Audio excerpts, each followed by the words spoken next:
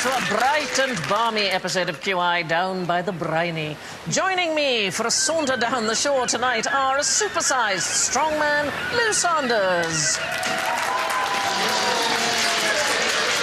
A 7-stone softie, Sindhu Vee. A sun-kissed stunner, Ed Gamble. Stomping on everyone's sandcastles, Alan Davis! Before we dive in, let's hold our seashells to our ears. Lou goes... We're all going on a summer holiday. Sindhu goes... Sand and sea. Oh, nice. Sea and sand. Ed goes... Blazing on a sunny afternoon. Alan goes... Wow. I mean, lower the tone. So these photographic cut-out boards were invented in the 1890s in Cairo. Photographic studios would cut a hole in an actual ancient sarcophagus, right? So that tourists could pose as an ancient Egyptian mummy. And the idea caught on, then eventually they thought, we haven't got enough ancient sarcophagi, so we'll make a few fake ones, and then you could be the Sphinx and so on, and the idea took off. This particular photograph is one of my favourites. It shows the Archduke Franz Ferdinand, the one who went on to spark World War I by being assassinated in Sarajevo. Anyway, it's him on holiday in Cairo. That looks like my dad in a sleeping bag.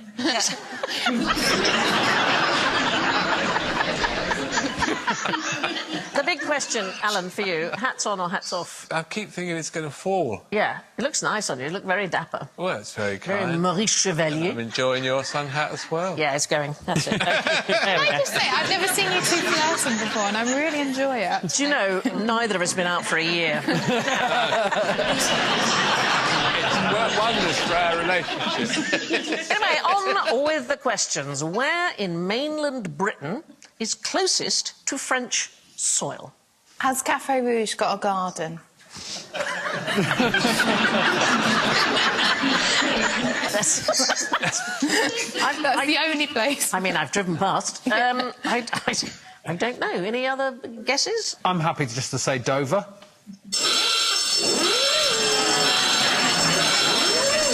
Come on, let's get this going. To get us started. Let's get it rolling. I It's like that baby. very much. OK, so I'm going to give you a clue. French Lieutenant's Woman. Anybody remember where it took place? Lyme Regis.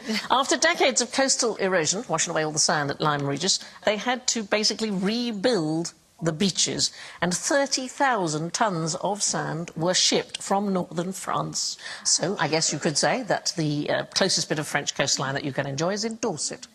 First of all, they had to remove groins, all the old groins. I've had to do that before. You've had to do that, have you? Yeah. There was groins in the sand? Do you know what a groin is? I do actually know this from GCSE geography. It's the barriers all the way along the beach. Stops the beach getting swept along. Yeah, it comes from the Latin alongside. to grunt, and apparently it used to look like a pig's snout. I don't think so. Do you think so? What, my groin or...? I wasn't going to go that low, but... She was going to keep to here. Or for me, that high. Then they added shingle to add some ballast to stop the whole beach washing away. And the whole lot was shipped over from northern France, and they thought about lots of different kinds of sand, but it was the wrong colour, it was the wrong size, it was the, everything about it wasn't right. And then they got 6,000 tons of Norwegian rock brought over to strengthen the cliffs. And so the town's new seawall is also constructed out of Portuguese and Chinese granite. So it's a Portuguese, Chinese, Norwegian, French seafront. It would have been great after Brexit if France had just gone, all right then, Yeah. we're having Lime Regis. We'll have back." Lime Regis. Thank you very much. As well as being created, beaches can spontaneously vanish. So there was a violent storm off the coast of County Mayo's Achill Island in 1984, and it washed away the entire beach. There was a 300-metre beach called Dua Beach, and the local community woke up one morning and it had entirely gone. What was in its place, though? Just rocks and pebbles. And it was terrible for tourism. It was just awful. And then in 2017, there was unusual tidal activity, and it all washed back again. No, it didn't. It all washed back again, and all the jobs started up again, and all the tourism, and then in 2019, yeah, gone. No. In Denmark, Yeah. sometimes the beach is like this and sometimes the beach is like this, and you never know which one you're going to get. Yeah. And where is David Blaine when this is happening?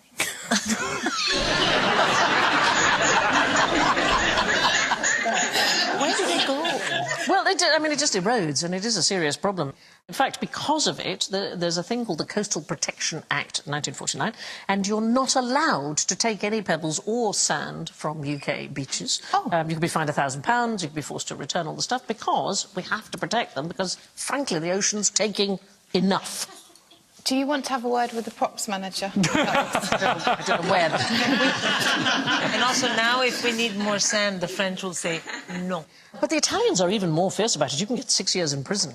In fact, in 2019, the security services at Cagliari Airport, I think it's called, it's the one in Sardinia anyway.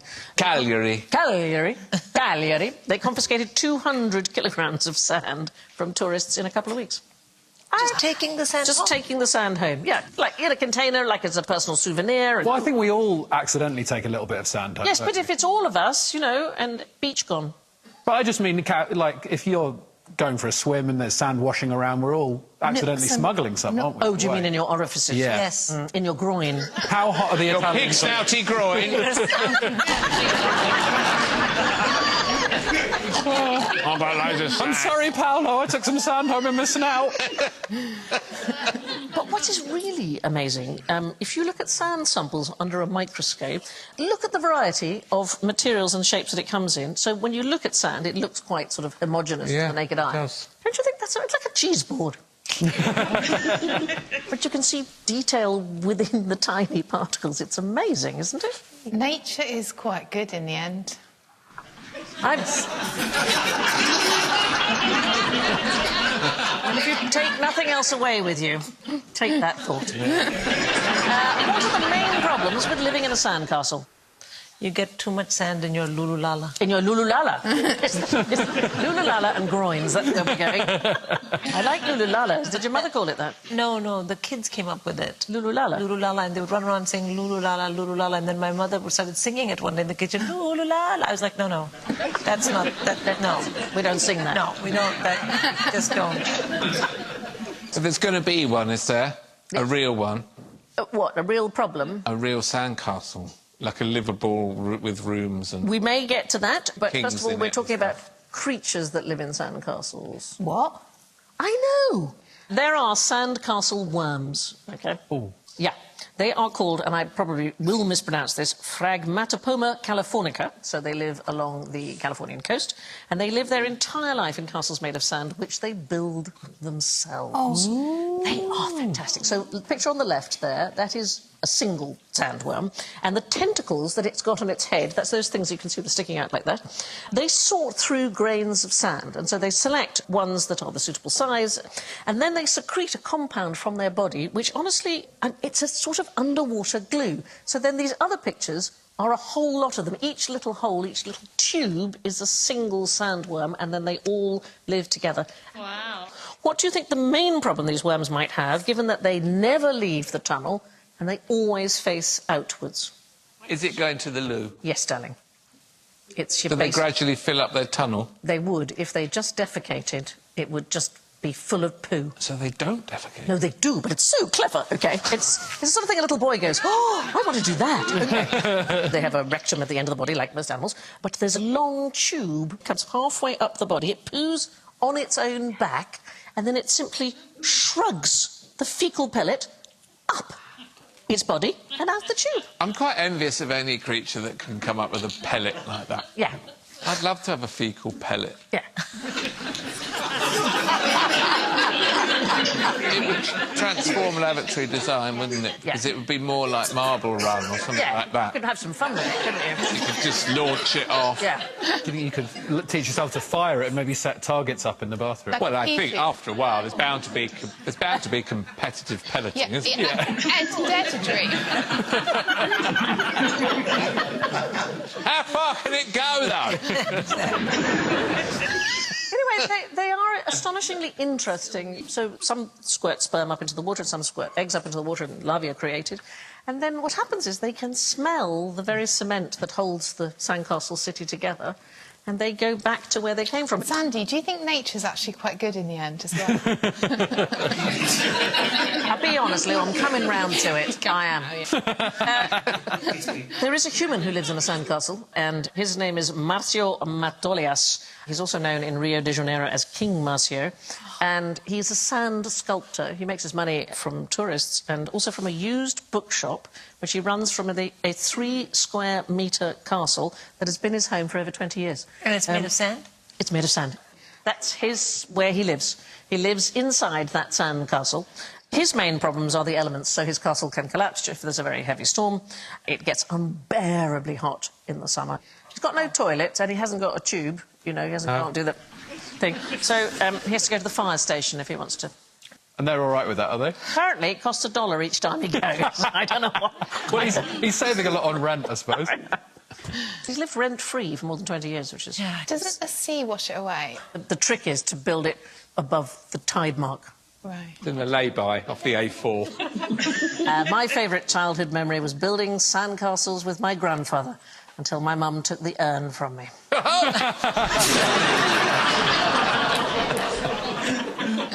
I'm here all week. Where would you slip on this swish ensemble? That's where it went. OK. Well, not on the beach, judging by how pale the model is. Yes, darling. In the olden days, over here on the beach. Yes, exactly. That is a woman's wool bathing suit. Yeah. It actually dates from the 1870s in the United States.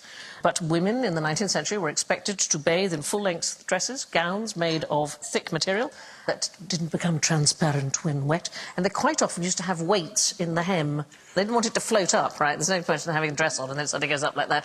So you've got weights and woolen material. How many women just drowned from that? Thousands. Yes, thousands. Thousands. All of that changed in the 1900s. There was a wonderful woman called Annette Kellerman. She was an Australian swimmer. She became one of the very first women to publicly wear a one-piece bathing suit.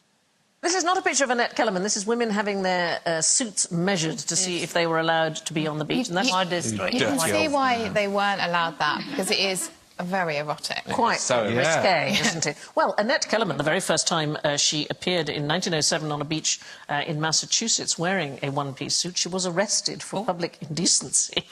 The judge was very sweet about it. He said, yes, I can see it's more comfortable for swimming. So after that, she had to wear a cape to the edge of the shore. The guy you've got to watch out for is the guy who volunteers to measure the swimming. To do the measuring, yeah.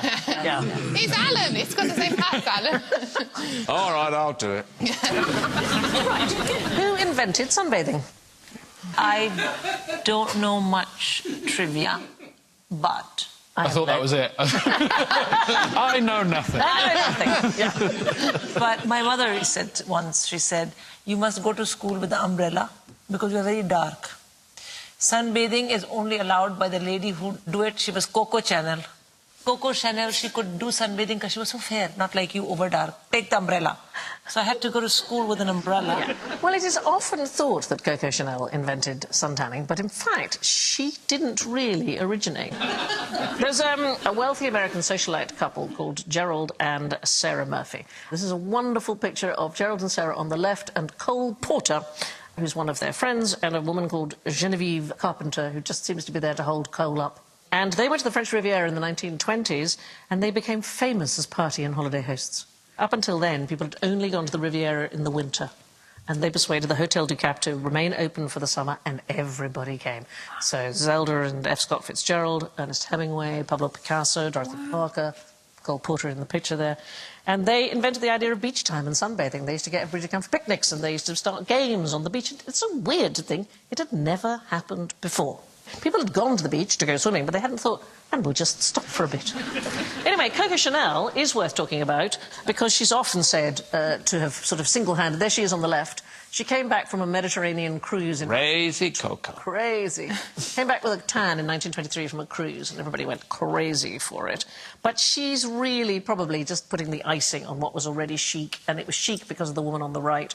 This is the world's first female global sports celebrity. Oh. She was a tennis player called Suzanne Lenglen, and she played in short sleeves. I mean, look at that. In 1919, she had a deep tan. She was the only female player to serve overarm. She drank cognac between sets. I know. And she won 241 titles during her career. So if you think, you know, at this very moment, Serena Williams has got 98 titles. Suzanne Lenglen, 241. And part of the reason why Wimbledon is where it is now is that the former courts, which were on a place called Warple Road, could not cope with the number of fans who came to see her. I know, she's amazing. And then tanned skin became all the rage. Right, now, I want you to imagine you're all at sea. Would you prefer the screw or the paddle? Who's on the boat? Screw.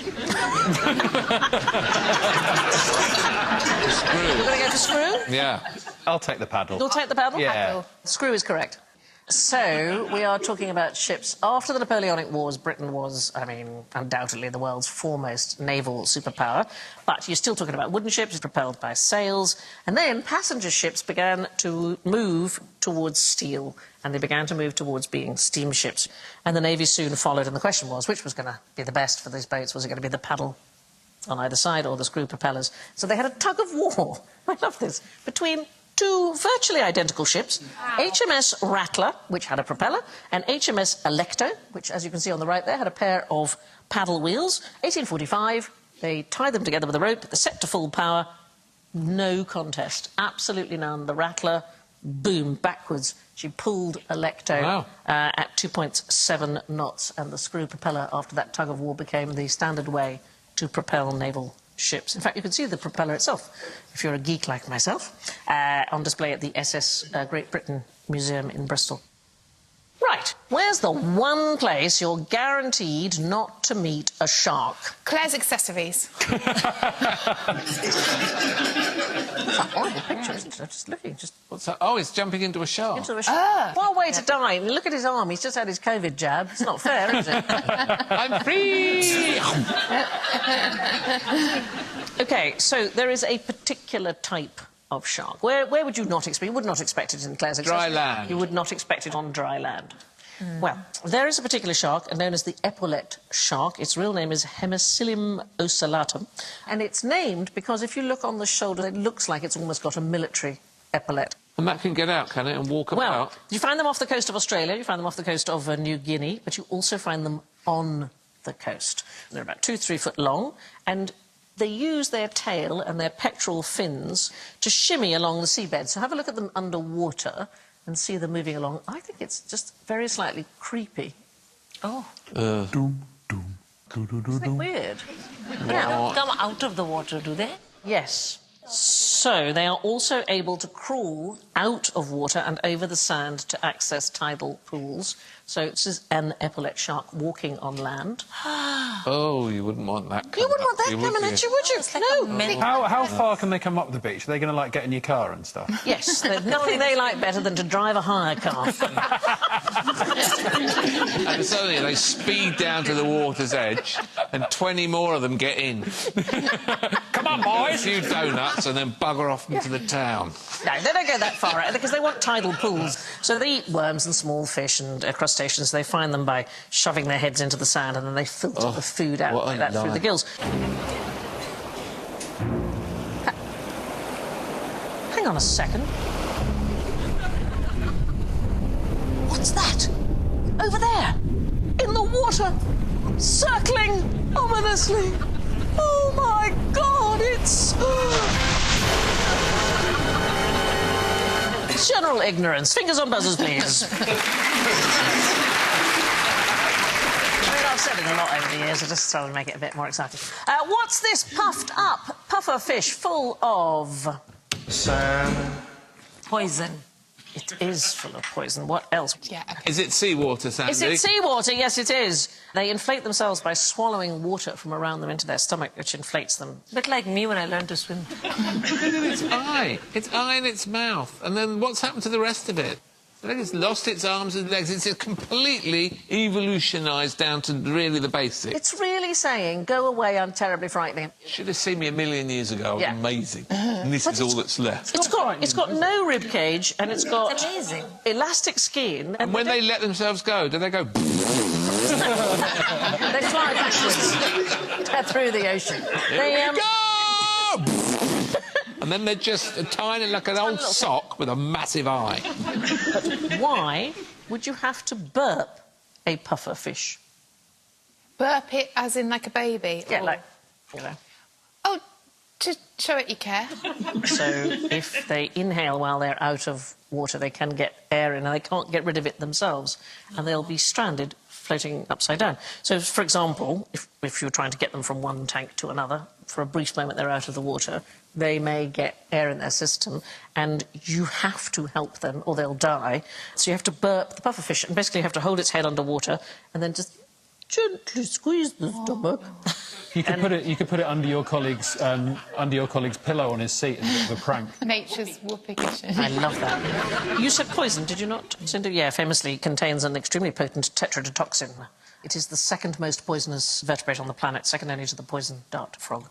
And sharks are the only creatures that are immune to their toxin, so a shark can eat one whole. And rather famously, the Japanese delicacy, which is called fugu, requires specialist preparation to render the pufferfish safe, and as a consequence, because it hospitalises about 50 people a year, the Japanese emperor is banned from eating it. About a half dozen people die in a typical year. I think it'd be quite easy just not to eat it. Just not have it? Yeah. I've never tried it. I believe it's delicious. And apparently they did try and make some non-poisonous pufferfish by breeding them without the poison, but it just didn't taste the same. Isn't that the strangest thing?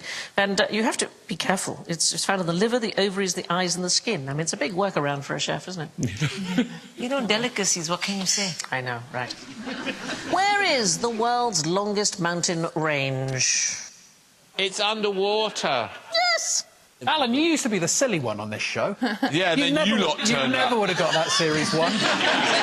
You're absolutely right. It's the mid-Oceanic Ridge. It's an enormous system of underwater mountains. It's pretty much everywhere if you look at that. It's the Arctic through the Atlantic to the Antarctic, Indian and Pacific Oceans, and that all links up together. It's about 40,000 miles long. So if you think about, you know, one of the great mountain ranges that we can see, like the Andes, that's about 4,300 miles. This is 40,000 miles, and it zigzags across the entire planet. It looks like the globe's had a terrible accident, doesn't it? Yeah, or a massive railway. If we could see it, it'd be the most prominent topographic feature on the Earth's surface. What's really the point, though? You know what I mean? That's point? What's the point of an underwater mountain? Yeah, what's it up to? Are you not enjoying nature anymore, though? No, come on, I just think, come on, let's have a look at you. You pull the plug out, amazing. Yeah. So an enormous amount of tectonic activity happens along this ridge. It's really important. There was a woman oceanographer called Marie Tharp. She was an American, and she discovered the ridge. She discovered it in 1952, despite not being allowed to go to sea on any of the expeditions. Wow. So the Navy rules were men only. So what she did was she took all the measurements that the men brought back from sea, and she said, this is her own words, I had a blank canvas to fill with extraordinary possibilities. It was a once-in-a-lifetime, a once-in-the-history-of-the-world opportunity for anyone, but especially for a woman in the 1940s. And every time she mapped out the measurements, she found this huge rift in the middle of the ocean. And all her colleagues said it was just girl talk and it was nonsense. What's the point, basically? And then they realised that it was the Earth's largest physical feature. And she did all this sitting at a desk and not out at sea. It is an enormously important discovery. We know almost nothing about the world's biggest mountain range, but what we do know we owe to Marie Tharp. Right, step right up. What does this machine test? Strength.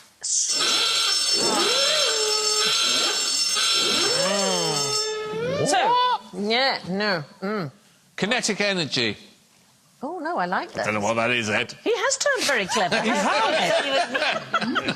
I I just said the words. I don't know what it is. Don't worry. It's a traditional fairground or pier attraction. It's known as the high striker, the strongman game, strength tester. It's actually a test of accuracy, OK? Oh. The key is to maximise the force exerted on the mechanism by hitting the exact centre of the impact button flatly and squarely with the mallet. So you should have a mallet. Now, what we thought we'd do is that we'd get you to have a go, and then we'll add the points that you gather on the machine to your score for the show today. OK? Who wants to go first? I'll go first. You're up. Go on, then. OK. Right. Go and try it out. Now, it is possible that this game is not rigged, the one we're showing you, but they may have been rigged in the past. So sometimes they would set it to an easy mode, and somebody weak-looking would come along and strike the bell with ease. Right. Whack it, Ed. Whack it. Whoa! Oh, you it's moved 70. there. Oh, that was 100, surely. No, 70. OK. Is it fun? Not, like, loads of fun, I'd say. Right, Sindhu, you can have a go? Well done. So, when they rigged it, they would set it to easy, and some weak guy would hit the bell, and then a big, strong bloke would think, oh, I can do that, if that weak guy can do it, and then they'd set it to hard, and he'd get, like, an embarrassing low score, and then the men would all be pumped up and want to have a go. Hard, Sindhu. What'd you get? A generous 50, I'd say. 50. We're going to say 50. Well done, darling. Congratulations. Right,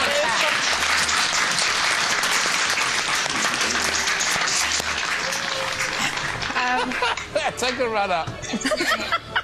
Tell her. Oh, you missed it completely! You're an actual menace. Here you go. Super low. Good. Again. Good. Wow. Worse. Yeah, no. OK, Alan, Add them come on. together. Yes, 40. 40 will do. It couldn't have been. It wasn't 40. 10.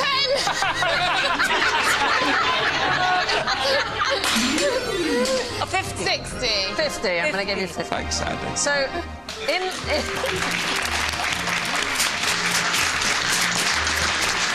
I don't hit things professionally. Oh, but- go on, give it a whack, Sandy. It's very satisfying. Guy, will you hit it for me? It is very satisfying. Guy, will you give it a go? Come on. Come and do this. This is Guy with this. You've got Come this. on. Go on, Guy. Go on, Guy, you got this. Come on, Guy. Oh, ba-ba!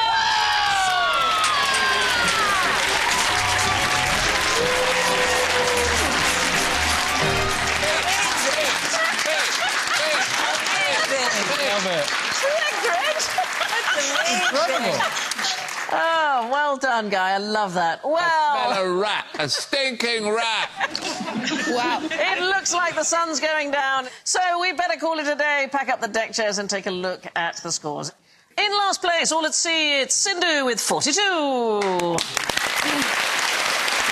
Next, with 45 points, it's Lou. With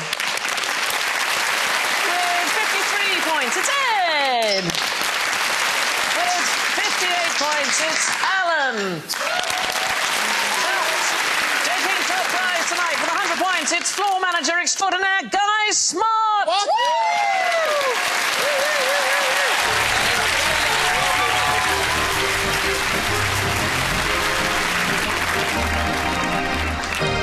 Thank you to Sindhu, Ed, Lou and Alan, and I leave you with this observation by American motivational speaker Bob Mowat. You can't leave footprints in the sands of time if you're sitting on your butt. And who wants to leave butt prints in the sands of time?